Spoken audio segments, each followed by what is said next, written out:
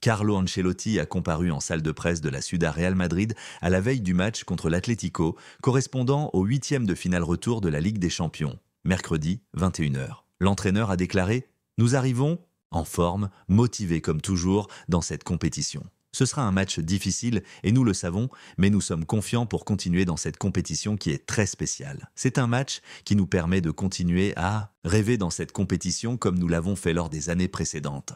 Cette année, c'est plus compliqué, mais nous avons toujours la même confiance de pouvoir se battre jusqu'au dernier match.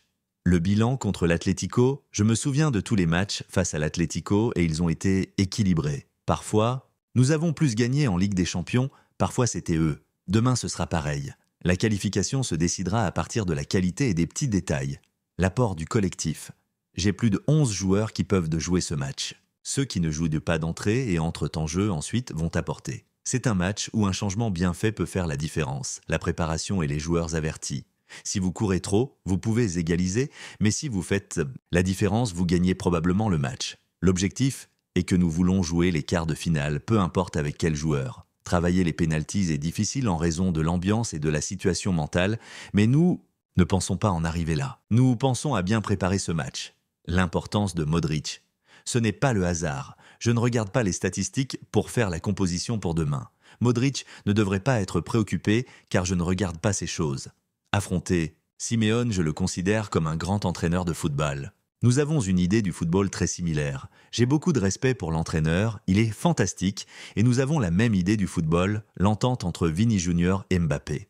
Je ne l'ai pas vu et je ne peux pas en parler avec les deux joueurs. Ils s'entendent très bien. La responsabilité. Les responsables de la victoire sont les joueurs. Pour une défaite, vous le savez déjà. Tous les entraîneurs le savent clairement. Le seul responsable est l'entraîneur. Ce n'est pas nouveau, cela se sait et nous en sommes conscients. Je suis à un poste très convoité, c'est juste que pour un travail que j'aime, que j'ai la responsabilité que je dois avoir. Focalisé sur l'aspect tactique, ce que nous devons faire, c'est de faire en sorte que les joueurs soient focalisés sur ce que nous devons faire avec et sans ballon. Nous devons prendre en compte comment attaquer le bloc K, comment sortir du pressing ou comment partir en contre.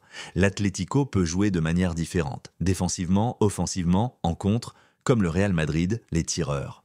De pénalty, dans un entraînement de pénalty, on peut voir qui tire le mieux. Quand nous faisons la liste des pénaltys, nous prenons en compte ce que nous voyons aux entraînements. Si l'un est plus précis, plus serein, s'il regarde le gardien, en préparant cette liste, nous ne prenons pas en compte l'aspect mental qui est très important. J'ai eu des joueurs qui tiraient très bien, qui n'avaient pas cette sensation en tirant un pénalty. Si je dois choisir pour une séance, l'aspect mental est plus important que le technique.